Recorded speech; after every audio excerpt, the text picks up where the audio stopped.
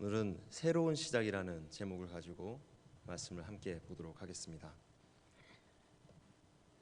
성탄절이 지나고요. 새해가 밝아옵니다. 그러면 저마다 사람들은 처해 있는 환경과 상황에 맞춰서 각자 계획을 세우게 됩니다. 아주 멋진 계획을 세우게 되는데요. 그 계획을 그대로 실천하기란 너무나도 쉽지 않습니다. 이 시대를 살아가는 사람이면 누구나 하게 되는 바로 그 계획 세우기, 아주 당연한 일입니다. 나이가 많은 어른들의 일만은 아닙니다. 그리고 여자라서 혹은 남자라서 가지는 특권은 더더욱 아닙니다. 대다수의 사람들이 당연하게 세운 이 새로운 계획을 세운 지 며칠이 되지 않아 그 계획을 까맣게 잊고 살아가는 우리입니다. 계획을 세우기 이전의 모습으로 다시 돌아가서 평소와 똑같은 모습으로 우리는 살아가고 있습니다. 그리고는 한 해가 또 마무리될 즈음 우리는 다시 모래성을 쌓는 기분으로 또 계획을 세우기 시작합니다. 제가 하는 말을 들으시고 공감하신 분이 계시다면 설교가 끝난 후에 자신의 멋진 계획을 세운 그 다이어리를 다시 한번 펼쳐보시기 바랍니다. 후회를 좋아하는 사람이 있을까요? 후회를 좋아하는 사람은 아무도 없습니다. 저 또한 후회하는 걸 너무나도 좋지 않아 합니다. 자신의 결과에 만족하지 못하는 것, 그것을 바로 우리는 후회라고 하죠. 지난 날을 후회하며 한숨 쉬고 낙담하고자 하는 사람들, 과연 그런 사람이 있을까요? 그런 사람은 없을 거라 생각을 합니다. 우리가 이렇게 계획을 세운다는 것, 후회하는 것을 최대한 줄이고자 하는 행위에서 나옵니다. 지난 시간보다 앞으로 좀 더 잘해보고자 하는 그러한 생각에서 시작하는 것이죠. 그리고 계획은 또 하나의 의미를 가지고 있는데요. 일을 마무리하고 나서 계획을 세우지는 않습니다. 우리는 항상 일을 시작할 때, 뭔가 새로운 시작을 앞두고 있을 때 계획을 세우게 되죠. 따라서 계획은 새로운 시작을 알리는 행위입니다. 계획을 세우는 것 매우 중요하지요. 계획만 세우고 시작하지 않으면 아무런 역사 일어나지 않습니다. 실천을 해야 합니다. 계획을 세우는 것보다 중요한 것이 바로 시작을 하는 것입니다. 시작이 반이라고 하잖아요. 새롭게 시작한다는 것은 결코 쉬운 일이 아닌 것이죠. 아주 어렵습니다. 우리가 가지고 있는 생각을 과감하게 버려야 하니까요. 입지도 않고 장롱 속에만 있는 몇 년 안 된 옷 하나 버리는 것도 우리는 매우 힘들어합니다. 그런데 많게는 몇십 년 동안 우리가 가지고 있는 나만의 생각들, 고착된 나의 생각들을 버리는 것은 매우 힘든 일이죠. 오늘 우리가 함께 볼 말씀은 시작이라는 단어로 첫 단추를 엽니다. 하나님의 아들 예수 그리스도의 복음의 시작이라. 구약 전체에서 다뤄진 오실 메시아, 드디어 죄악 가운데 우리를 구원하실 메시아가 이 땅에 오십니다. 이스라엘 백성들이 그토록 갈망하며 기다린 그리스도 예수께서 우리를 찾아 친히 이 땅에 오셨습니다. 그분은 세상을 창조하신 하나님의 아들이십니다. 이전에 없었던 새로운 시대가 열린 것이지요. 구약의 역사는 바벨론 포로로 잡혀갔던 이스라엘 백성들이 다시 본토로 돌아와 성전을 짓고 생활하는 모습으로 마무리가 됩니다. 더 이상의 구약의 역사는 없습니다. 그리고 신약의 역사로 이어지게 됩니다. 구약의 역사에서 신약의 역사로 이어지는 데에는 약 400년 가량이 걸립니다. 400년 가량 공백 기간이 생기는 것이죠. 신구약 중간기 혹은 암흑기라고 합니다. 이 시기에는 다니엘의 예언대로 페르시아, 헬라 그리고 로마의 지배를 받게 됩니다. 또 이 시기에는 하나님의 말씀도 없었습니다. 내 삶에 말씀이 없다면 미래가 밝을까요? 내 표정과 행동이 어떻겠습니까? 밝겠습니까? 절대로 밝지 않습니다. 칠흑같이 어두울 거예요. 말씀은 우리가 가는 길을 비추는 빛입니다. 우리는 그 길을 따라 걸어가야 합니다. 이 신구약의 중간기에는 말씀이 없었기 때문에 암흑기라고 부르는 것입니다. 시작을 알리는 신호가 떨어지기 전에 출발선에 나란히 서서 출발을 기다리는 사람들이 있습니다. 100m 달리기 선수들과 스포츠카 레이서들이 예를 들 수가 있습니다. 출발은 순식간에 이루어집니다. 총소리가 나고 0.0001초도 안 돼서 바로 출발합니다. 경기 시간도 매우 짧아서 집중을 해야 합니다. 출발을 하기 전까지 많은 시간이 소요됩니다. 100m 달리기 선수들은 수많은 연습과 훈련을 통해서 자신과의 싸움을 이겨내야만 합니다. 스포츠카 레이서들도 차량을 구입하는 것에서부터 정비, 운행에 이르기까지 적지 않은 준비가 요구됩니다. 연습과 훈련으로 열심히 준비하는 것은 경기에 있어서 매우 중요한 요소입니다. 하지만 이것보다 더 중요한 것이 있는데요. 단순히 출발을 하기 위해 준비하는 것이 아닙니다. 경기의 목적은 승리를 하기 위한 것입니다. 승리를 하지 않으면 준비한 것이 다 허사로 돌아가는 것입니다. 막무가내로 연습과 훈련을 해서는 승리할 수 없습니다. 좋은 성적을 거두지 못하니까요. 치밀한 계획과 충분한 연습 그리고 훈련은 승리를 위한 그 승리의 시작을 위한 예비하는 그러한 시간입니다. 그것이 바로 준비 시간인 것이지요. 하나님께서도 새로운 시대의 시작을 위해서 준비하셨습니다. 치밀하게 계획하셨습니다. 하나님의 일을 감당하는 선지자를 우리에게 보내주셨는데요. 그 사람은 바로 세례 요한입니다. 말라기 3장 1절 우리 다 함께 읽겠습니다. 만군의 여호와가 이르노라 보라 내가 내 사자를 보내리니 그가 내 앞에서 길을 준비할 것이요 또 너희가 구하는 바 주가 갑자기 그의 성전에 임하시리니 곧 너희가 사모하는 바 언약의 사자가 임하실 것이라. 아멘. 말라기는 여호와의 오심에 대하여 예언을 합니다. 말라기 선지자는 여호와가 오시기 전에 먼저 여호와의 사자가 임할 것을 말합니다. 여호와의 사자는 여호와의 강림 전에 먼저 임합니다. 그의 임무는 무엇일까요? 그의 임무는 여호와의 길을 예비하는 것입니다.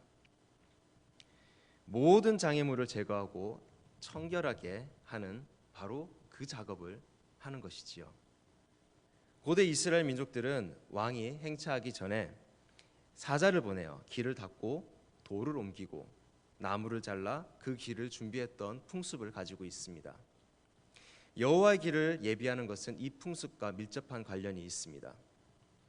여호와의 사자의 출현은 여호와의 강림과 함께한다는 사실에 우리는 주목을 해야 할 것입니다. 그렇다면 말라기 선지자가 말하는 내 사자는 누구인가 하는 것입니다. 여호와의 길을 예비하는 사자에 대하여 이사야 선지자는 이렇게 말하고 있습니다. 이사야 40장 3절 말씀입니다. 다 같이 읽겠습니다. 외치는 자의 소리여 이르되 너희는 광야에서 여호와의 길을 예비하라. 사막에서 우리 하나님의 대로를 평탄하게 하라. 아멘. 이 말씀은 오늘 본문인 마가복음 1장 2절에서 4절 말씀에서 세례 요한에게 해당이 되는 그러한 말씀입니다. 세례 요한도 요한복음 1장 23절에 나와 있듯이 광야에서 외치는 소리라고 자신을 소개합니다. 예수님께서 직접 세례 요한을 소개하시기도 하셨는데요. 선지자보다 더 나은 자라고 말씀하시며 마태복음 11장을 통해 하나님이 보내신 사자임을 확인시켜 주십니다. 앞서 말씀드린 암흑기는 약 400년 동안 이어지게 됩니다. 고대 이스라엘 백성들이 애굽에서 노예 생활을 했던 그 기간과 어느 정도 비슷한 시간이 되는 것이지요. 하나님 앞에 불순종하는 구약의 이스라엘 백성들에게 하나님께서는 수많은 선지자를 보내주셨습니다. 하나님께서 선언하시고자 하셨던 메시지는 하나님의 심판과 회복이었습니다. 이스라엘 백성들은 불순종하며 그 메시지를 받아들이지 못하죠. 결국 아수르와 바벨론에 의해 포로가 되어 잡혀가게 됩니다.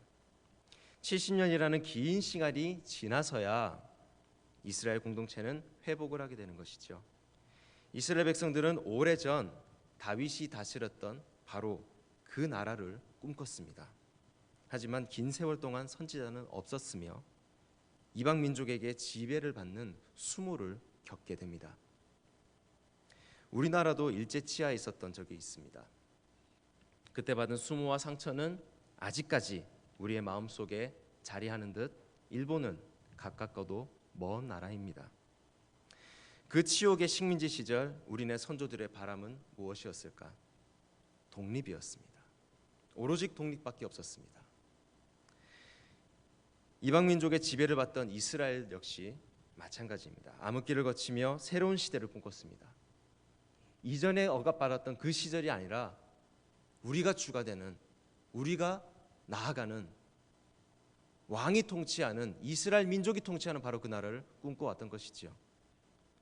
이러한 시기에 나타난 세례 요한의 모습은 이스라엘 백성들에게 가히 충격적인 모습이었습니다. 우리가 쉽게 발명가하면 누구를 떠올립니까? 에디슨을 떠올리게 됩니다. 다른 분도 계시겠죠. 근데 보통은 에디슨을 떠올립니다. 자, 그러면 우리나라의 위대한 장군을 떠올리면 누구를 떠올릴까요? 이순신 장군을 떠올리게 되겠죠. 우리가 어떠한 단어로서 인물을 연상하는 것, 바로 영향력이 가장 많은 사람을 우리는 머릿속으로 떠올리게 되는 것입니다. 무의식적으로 말이죠. 이스라엘 백성들에게 선지자 하면 누가 떠올랐을까요? 구약에 수많은 선지자들이 있지만 단연코 엘리야이지 않겠습니까? 열왕기하 1장 8절에 그는 털이 많은 사람인데 허리에 가죽띠를 띄었더니다 하니 왕이 이르되 그는 디셉 사람 엘리야로다. 털이 많다는 것은 몸에 털이 많은 것이 아닙니다. 털 옷을 입고 있기 때문에 털이 많다라는 그런 표현을 했습니다. 세례 요한의 모습은 성경에서 또 이렇게 표현하고 있습니다. 마태복음 3장 4절 제가 읽겠습니다. 이 요한은 낙타 털옷을 입고 허리에 가죽띠를 띠고 음식은 메뚜기와 석청이었더라. 이스라엘은 선지자가 필요했고요. 하나님의 말씀에 목말랐습니다. 그리고 이스라엘 왕조 시대를 열망했습니다. 그런 그들은 세례 요한의 등장에 열광을 넘어 흥분을 했습니다.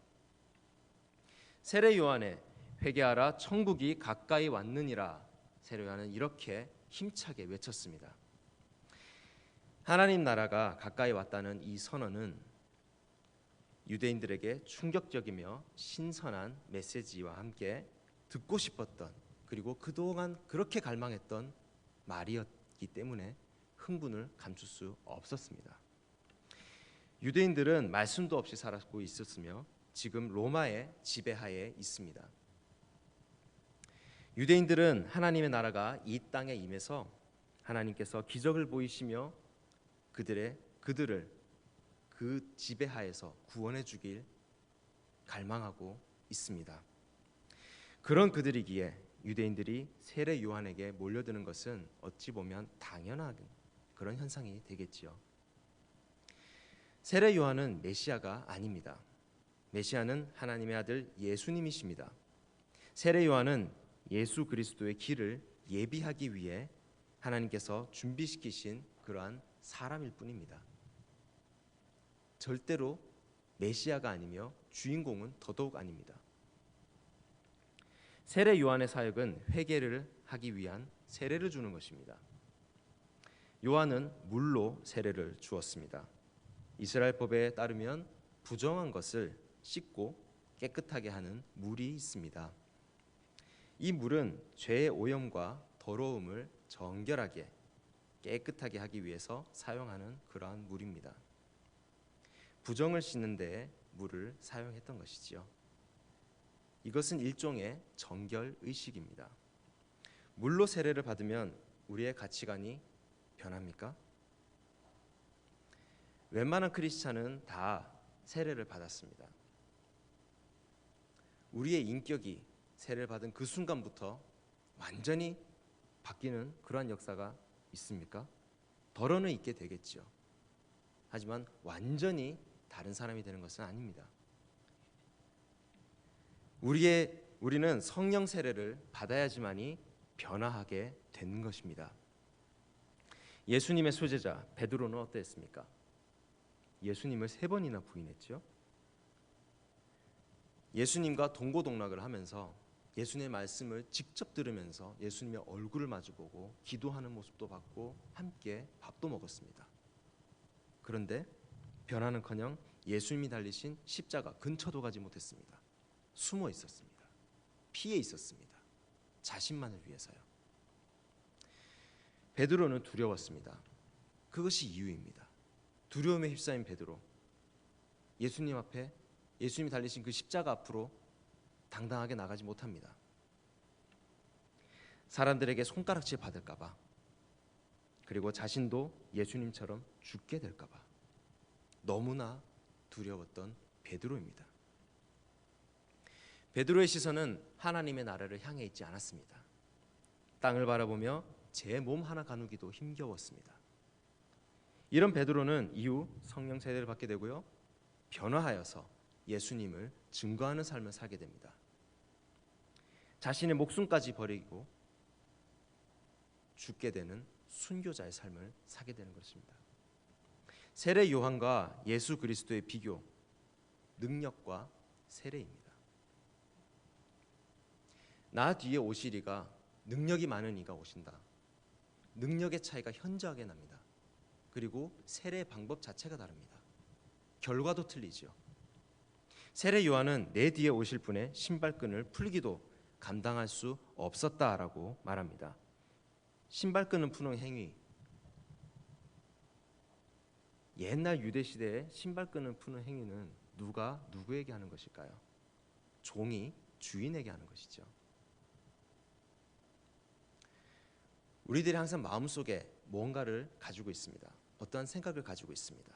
그런데 누군가가 어떤 질문을 했을 때에 항상 그 마음이 있으면 자연스럽게 나오게 됩니다. 종이 주인에게 하는 신발끈은 푸는 바로 이 행동, 종의 마음을 갖고 있었던 세례 요한의 그 마음의 중심을 나타내고 있는 것이죠. 세례 요한은 자신 뒤에 오실 예수 그리스도를 주인으로 생각하고 있었던 것입니다. 종의 마음으로 하나님께서 맡기신 사역을 묵묵히 감당하고 있었던 세례 요한입니다. 우리도 종의 마음으로 살아야 하겠습니다. 우리가 우리를 주인으로 생각하고 살면 절대로 올바르게 살 수가 없습니다. 우리는 우리를 지은 적도 없고요, 우리의 이름조차 우리가 스스로 짓지도 못합니다. 우리가 날짜를 정해서 태어나는 것도 전혀 있을 수도 없는 일이죠. 우리가 어떻게 주인일 수가 있겠습니까? 우리는 그저 하나님의 종일 뿐입니다.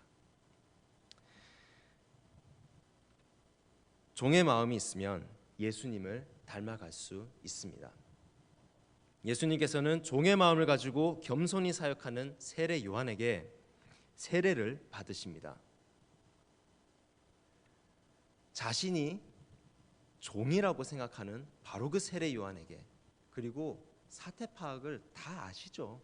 예수님께서 뭐가 뭔지 이미 다 만물을 창조하셨는데 그걸 모르겠습니까? 다 아시죠. 그런데 마음이 얼마나 불편했겠습니까, 세례 요한. 하지만 세례를 받으십니다. 세례 요한에게요. 종에게 세례를 받으시는 것이죠. 겸손의 왕 예수 그리스도를 닮으려면 우리는 종의 마음을 품어야 합니다. 예수님께서 불과 성령으로 세례를 주실 것이라 세례 요한은 말합니다. 예수님을 붙잡으면 성령으로 세례를 주십니다. 베드로는 3번이나 부인했으나 부활하신 예수님을 붙잡고 성령 세례를 받아 변화하게 되는 기적과도 같은 삶을 살게 됩니다. 예수 그리스도는 새로운 시대의 시작입니다. 지금도 우리는 시대를 시간으로 말할 때 예수님을 기준으로 합니다. BC 그리고 AD, 기원 전과 기원 후로 말이죠. 지금 코로나로 인해서 또다시 새로운 시대가 우리 앞에 다가왔습니다. 이전에 가지고 있었던 그 계획들, 앞으로를 내다볼 수 있을까요? 준비할 수 있을까요? 이전과 이후는, 코로나 이전과 코로나 이후는 완전히 다른 삶 같습니다. 그 전에 가졌던 어떠한 지식적인 경험들, 삶의 경험들이 도움이 되지 않는 그런 오묘한 시대가 펼쳐졌습니다. 저는 그런 생각을 합니다. 뭔가가 나의 생각보다 좀 빨리 왔다라고 생각을 합니다. 한 10년 정도 뒤에 오지 않을까라고 생각했던 그러한 미래가 그냥 순식간에 오늘이 되어버린 것이죠. 영화 속에서만 봤던 그러한 일들이 그냥 오늘이 되었습니다. 우리가 언제 마스크 끼고 생활했습니까? 그죠? 서로 무슨 거리를 뒀습니까? 붙어 다니고 팔짱 끼고 다니고 손잡고 다녔죠.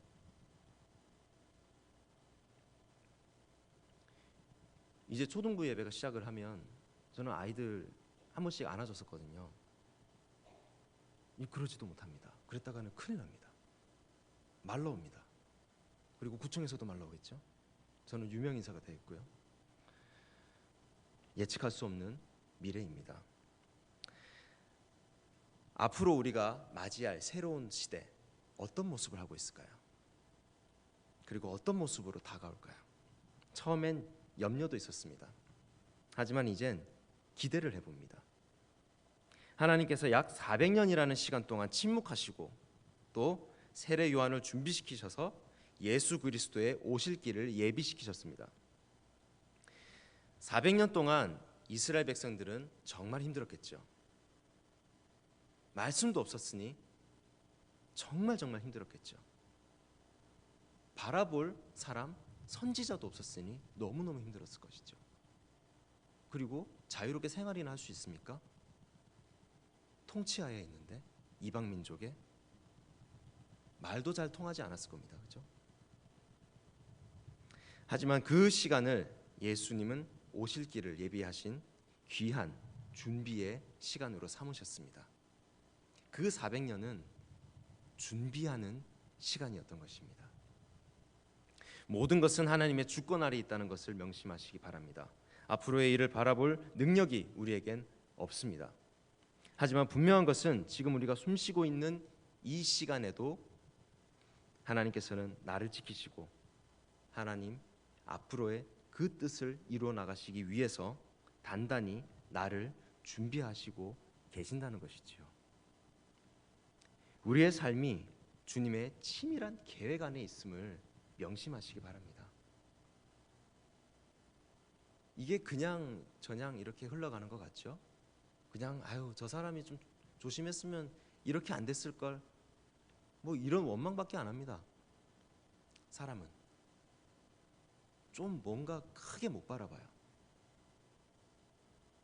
미워하기만 하고, 저 사람만 부산에 안 왔어도, 클럽만 안 갔어도, 정부는 왜 그럴까? 온통 그런 생각밖에 안 합니다. 이걸 통해서 하나님께서 말씀하시고자 하는 게 뭘까? 아무도 이런 생각을 하지는 않겠죠. 할 수도 있죠. 그런데 쉽게는 못합니다. 바로 나오진 않아요. 그만큼 사람은 부족합니다. 내가 나를 이끌고 갈 수가 없어요. 그래서 우리는 말씀을 봐야 합니다. 말씀을 읽겠습니다. 요한 1서 5장 4절입니다. 다 함께 크게 읽겠습니다. 무릇 하나님께로부터 난 자마다 세상을 이기느니라. 세상을 이기는 승리는 이것이니 우리의 믿음이니라. 아멘. 이미 세상을 승리하신 하나님이십니다. 우리가 두려울 것은 없습니다. 또 승리하신 하나님을 믿으면 우리는 그 믿음으로 세상을 이길 수가 있습니다. 하나님의 거룩한 자녀이기 때문입니다. 이 사실을 명심하시기 바랍니다. 우리는 하나님께로부터 난 자입니다. 우리는 하나님의 자녀입니다. 두려울 것이 없습니다. 성경요, 결론이 난 책입니다. 맨 뒷장을 보면 해답이 나오지 않습니까? 결국은 승리입니다. 한 영화가 끝이 났습니다. 승리하는 것으로, 해피엔딩으로요. 근데 왜 두려워합니까? 지금은 우리가 살고는 있지만 마치 재방송과도 같은 것입니다. 이미 승리했어요. 근데 뭐가 두려울까요? 나를 의지하기 때문에 그렇습니다. 나를 의지했다가는 큰일 납니다. 우리 자신이 지금까지 살아온 시간을 뒤로 한 채 한 단계 발전한다는 것, 계단을 하나 올라가는 것처럼 쉬운 것이 아닙니다. 매우 어렵습니다.